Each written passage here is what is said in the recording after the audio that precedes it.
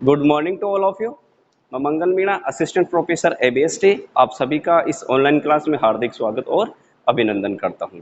आज हम जीएसटी का प्रैक्टिकल पार्ट पढ़ेंगे कि किस प्रकार जीएसटी का कैलकुलेशन किया जाता है और एक टैक्स पेयर को किस प्रकार इनपुट टैक्स क्रेडिट मिलता है और वह इनपुट टैक्स क्रेडिट लेने के बाद में किस तरीके से वो गवर्नमेंट को जीएसटी पे करता है।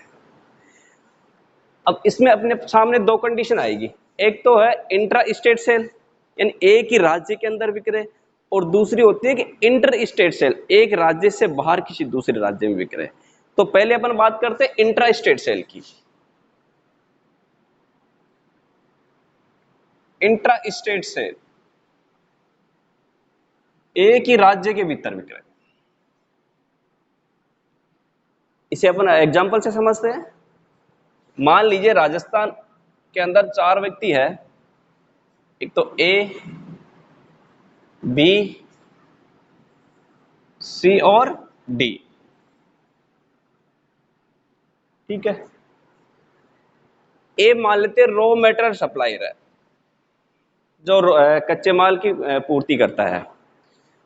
बी मान लेते हैं प्रोड्यूसर है जो प्रोडक्ट का उत्पादन करता है।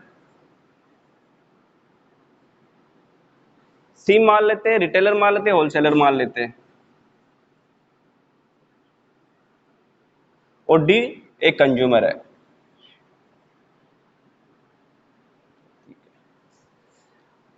अब ए क्या बी को रॉ मेटेरियल सप्लाई करेगा।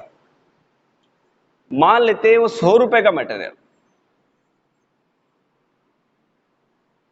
100 रुपए का रॉ मटेरियल बी को सप्लाई करता है और जीएसटी की रेट मान लेते हैं कि 12%, 12% जीएसटी की रेट है। अब जीएसटी की 12% रेट है, इसका मतलब यह है कि इसमें 6% तो सीजीएसटी है और 6% ही एसजीएसटी है। क्वेश्चन में अपने को यदि अपने को सीजीएसटी और एसजीएसटी के बारे में नहीं कहे तो सीधी सी बात है, यदि जीएसटी के बारे में कहे तो सीधा सा मतलब है कि इसका मतलब इसमें 50% तो एसजीएसटी है और 50% सीजीएसटी है। अब जैसे मान लो रॉ मटेरियल ए बी को सप्लाई करता है 100 रुपए का, इस पर 6% यानी 6 रुपए सीजीएसटी वसूल करेगा और 6 रुपए ही एसजीएसटी वसूल करेगा। टोटल कितना हुआ 112 रुपए। ए क्या करेगा 112 रुपए का बिल बना के बी को दे देगा, ठीक है, और 6 रुपए सीजीएसटी और 6 रुपए ही एसजीएसटी का बी से वसूल करेगा। अब बी के पास मटेरियल आ गया, वह क्या करेगा उस 100 रुपए में अपनी तरफ से वैल्यू ऐड करेगा। मान लेते 50 रुपए ऐड करता है, टोटल कितना हुआ 150। अब बी क्या करेगा सी को बेचेगा, तो ये भी जीएसटी लगाएगा इस पर। तो 150 रुपए पर 6% तो सीजीएसटी लगाएगा। 150 का 6% 9 रुपए हो गए और 9 रुपए ही एसजीएसटी लगाएगा। 168 रुपए हो गए। ये अपने को ध्यान में रखना है कि यहां पर जो वैल्यू ऐड करेगा वो 112 रुपए पर ना करके 100 रुपए पर करेगा। यदि वो 112 रुपए पर वैल्यू ऐड करेगा तो इसका मतलब जीएसटी पर भी जीएसटी भी इंक्लूड है इसमें, और जीएसटी पर जीएसटी यानी टैक्स के ऊपर टैक्स लग जाएगा और वो कैस्केडिंग इफेक्ट हो जाएगा। इसलिए हमेशा 100 रुपए पर जो उसकी वैल्यू है उसी पर वैल्यू ऐड करनी है, ना कि विद जीएसटी को इंक्लूड करके ऐड करनी है। ठीक है, अब यहां पर देखो 168 रुपए का माल बेच देगा सी को होलसेलर को, ठीक है। अब ये देखो इसको इनपुट टैक्स क्रेडिट कुछ नहीं मिलेगी,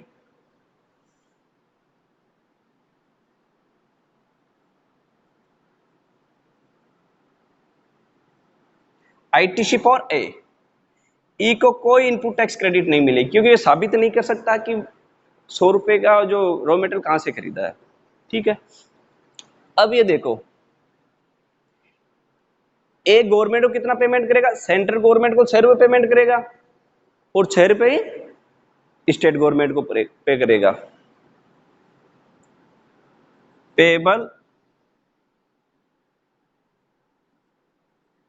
पेबल जीएसटी बाई ए।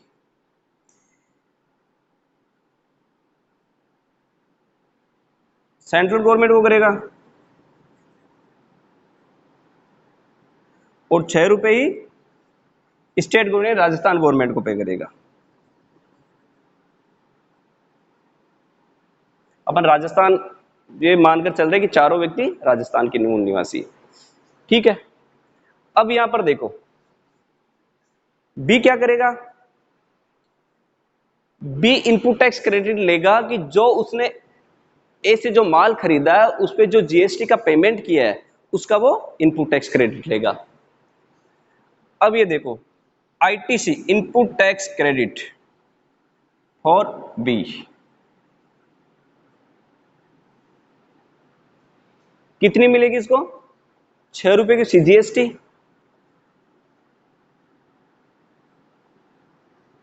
और एसजीएसटी का क्रेडिट मिल जाएगा उसको 6 रुपए का, इसलिए इस प्रकार उसको 12 रुपए, टोटल 12 रुपए का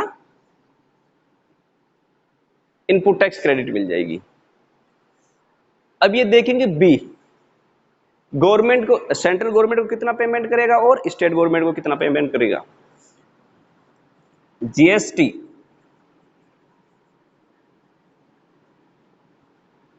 पेबल बाय बी,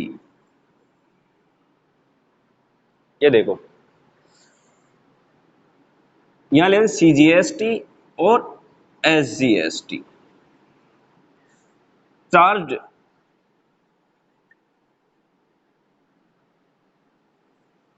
फ्रॉम सी, सी से कितना चार्ज कर रहा है ये, सीजीएसटी के कर रहा है 9 रुपए चार्ज तो, और 9 रुपए एसजीएसटी के चार्ज कर रहा है, ठीक है। अब यहां पर देखो ये इनपुट टैक्स क्रेडिट लेगा क्योंकि उसने जब ए से खरीदा था उस समय 6 रुपए सीजीएसटी के चुकाए थे और 6 रुपए ही एसजीएसटी के चुकाए थे। अब ये देखो लेस आईटीसी 6 रुपए और 6 रुपए एसजीएसटी के, यानी 3 रुपए। बी क्या करेगा, 3 रुपए तो सेंट्रल गवर्नमेंट को पे करेगा और 3 रुपए स्टेट गवर्नमेंट को पे करेगा। अब यहां पर ये देखो ये 6 रुपए का पेमेंट कर रहा है टोटल, इस वैल्यू पे कर रहा है, आप करके देख लो चाहे 50 रुपए का 12% कितना हो जाएगा 6 रुपए, यानी तीन रुपए हो गए, यानी जो भी टैक्स लगेगा जो वैल्यू एड करेगा उसी पर टैक्स लगेगा, ठीक है। अब आगे बात करते हैं सी की। सी के पास आए 168 रुपए का बिल, अब इसके पास कितने हैं 150 रुपए इसकी वैल्यू। अब सी क्या कहेगा कि मैं भी 50 रुपए इस पे ऐड करके आगे बेचूंगा, मान लेते उसने 50 रुपए ऐड करके आगे डी को बेच दिया, कंज्यूमर है, कितने हो टोटल 200 रुपए। अब 200 रुपए का 6% कितना हुआ 12 रुपए, 12 रुपए सीजीएसटी हो जाएगा और 6% 200 का 12 रुपए एसजीएसटी हो जाएगा, टोटल 224 रुपए हो गए। सी क्या करेगा, वह प्रोडक्ट फाइनली डी को 224 रुपए में बेच देगा। अब यहां पर देखो डी जो कंज्यूमर है उसके 12 रुपए सीजीएसटी 12 रुपए एसजीएसटी के, पूरा का पूरा बर्डन डी के ऊपर पड़ रहा है, ठीक है। अब यहां पर देखो सी को क्रेडिट किस प्रकार मिलेगी, आईटीसी फॉर सी,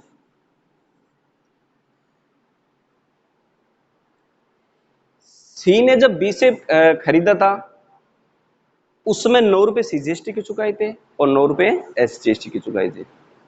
अब क्या करेगा इसको क्रेडिट मिल जाएगी सीजीएसटी के 9 रुपए की और एसजीएसटी के 9 रुपए की। ठीक है, इस प्रकार टोटल क्रेडिट कितने की मिल जाएगी?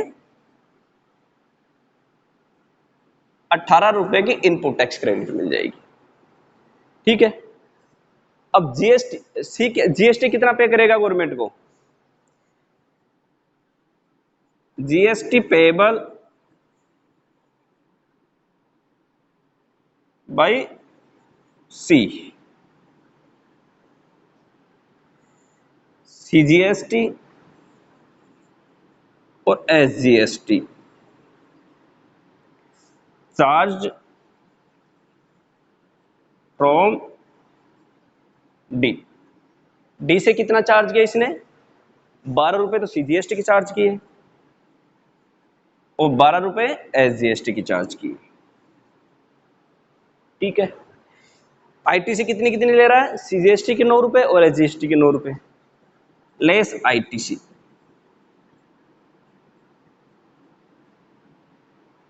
9 रुपए सीजीएसटी और 9 रुपए एसजीएसटी। इस प्रकार से 3 रुपए तो सीजीएसटी के सेंट्रल गवर्नमेंट को पेमेंट करेगा और 3 रुपए ही एसजीएसटी के स्टेट गवर्नमेंट को पे करेगा। और डी कितना पे करेगा?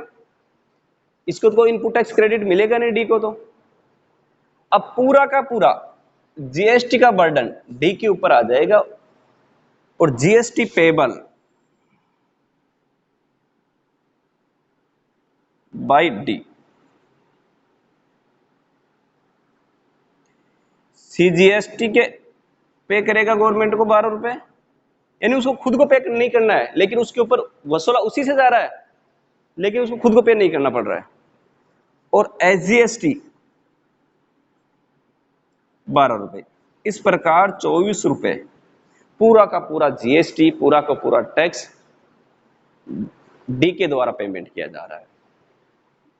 अब ये देखो, ये जीएसटी का पेमेंट कर रहे 3-3 रुपए, जो 6 रुपए जो पेमेंट कर रहे, वो उनके द्वारा जो वैल्यू एड की गई है उसी के द्वारा उसी के ऊपर पे किया जा रहा है। ये देखो आप, यहां 50 रुपए एड किए, 50 रुपए का 12% 6 रुपए होते हैं, 3 और 3 6 रुपए। यहां पर देख लो, यहां पर भी 50 रुपए एड किए और 3 और 3 50 रुपए का 12% 6 रुपए यहां पर सी के द्वारा पेमेंट किया जा रहा है और पूरा का पूरा जीएसटी किसके द्वारा पे किया जा रहा है? डी के द्वारा पे किया जा रहा है। अब हम एक एग्जांपल लेते हैं।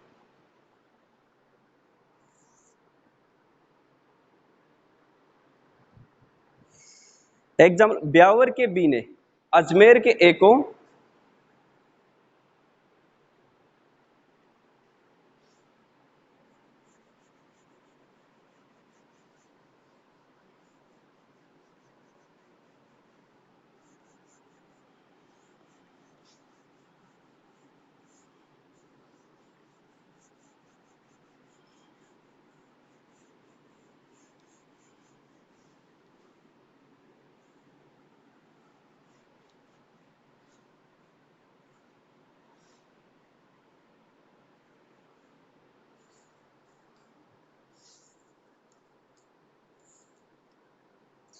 ब्यावर के बी ने अजमेर के ए को 30,000 रुपए का माल बेचा।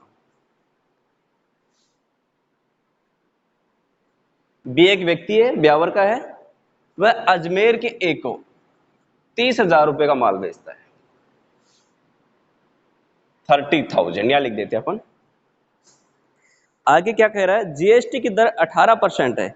बी केंद्रीय माल सेवा कर के साथ साथ राज्य माल एवं सेवा कर भी वसूल करेगा, प्रत्येक के लिए 9% की दर से। ठीक है, ए ने उक्त माल जयपुर के जे को अपने खर्चे एवं लाभ के लिए अपने क्रय की लागत में 20% की वृद्धि करते हुए बेचा। अजमेर वाला ए क्या करेगा? जयपुर वाले जे को बेच देगा, वैल्यू ऐड करेगा इसमें 20%। ठीक है, बस इतना ही कह रहा है।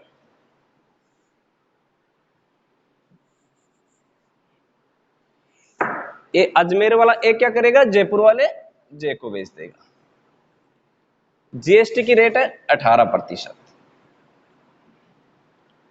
अब यहां पर देखो 30,000 रुपए का माल ब्यावर वाले बी ने अजमेर वाले ए को बेचा, जीएसटी की रेट है 18%। अभी एक ही राज्य के अंदर विक्रय हो गया तो 9% तो सीजीएसटी इसमें से और 9% ही एसजीएसटी हो जाएगा। तो 30,000 का 9% 2700 रुपए सीजीएसटी हो जाएगा और 2700 रुपए ही एसजीएसटी हो जाएगा।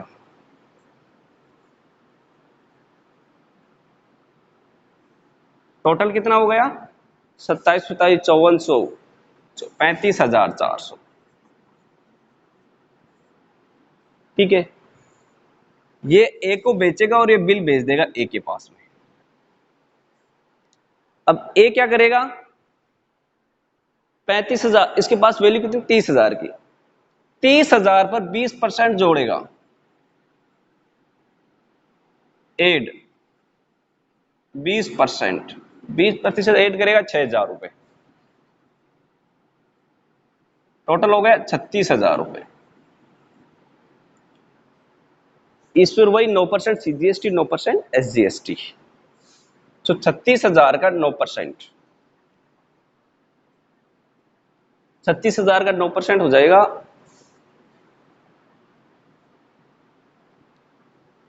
32,40 तो सीजीएसटी हो जाएगा प्लस 3240 एसजीएसटी हो जाएगा।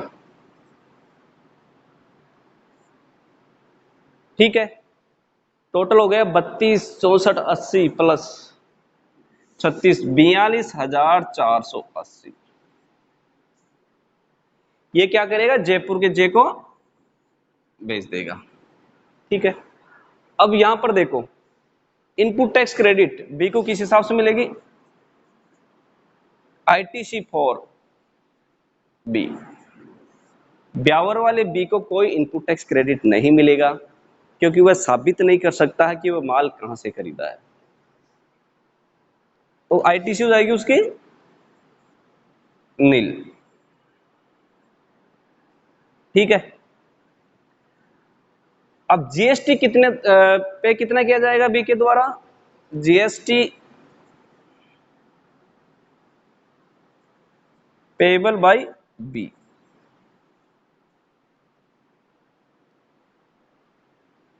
₹2700 तो सीजीएसटी के पे करेगा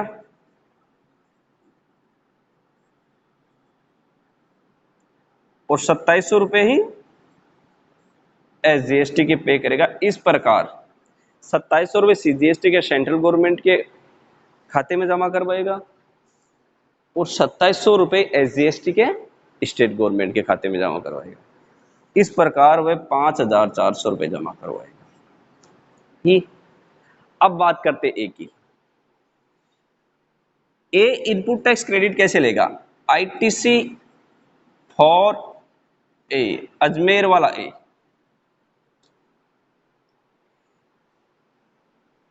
जब बी से खरीदा तो उसने कितना टैक्स दिया था, 2700 रुपए का सीजीएसटी का पेमेंट किया था और 2700 रुपए ही एसजीएसटी का पेमेंट किया था। इसका मतलब इसको पूरा का पूरा इनपुट टैक्स क्रेडिट ये 5,400 रुपए का मिल जाएगा, सीजीएसटी का मिल जाएगा 2700 रुपए और एसजीएसटी का मिल जाएगा 2700 रुपए। इस प्रकार उसको 5,400 रुपए का इनपुट टैक्स क्रेडिट ले लेगा। ठीक है, अब जीएसटी कितना पेमेंट करेगा, जीएसटी पेबल बाय ए, ये देखो CGST, SGST, output GST, output GST कह दो या चार्ज फ्रॉम जे कह दो, आउटपुट जीएसटी, आउटपुट जीएसटी या चार्ज जीएसटी चार्ज फ्रॉम जे। कितना चार्ज किया था? 3240 तो एसजीएसटी की चार्ज किए थे और 3240 ही, सॉरी 3240 सीजीएसटी की चार्ज किए थे और 3240 एसजीएसटी की चार्ज किए थे। इसको आईटीसी मिला है 2700 सीजीएसटी के और 2700 एसजीएसटी के।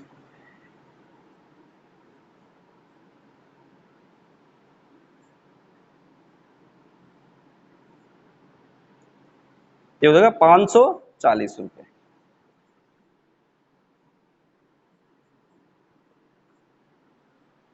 ठीक है,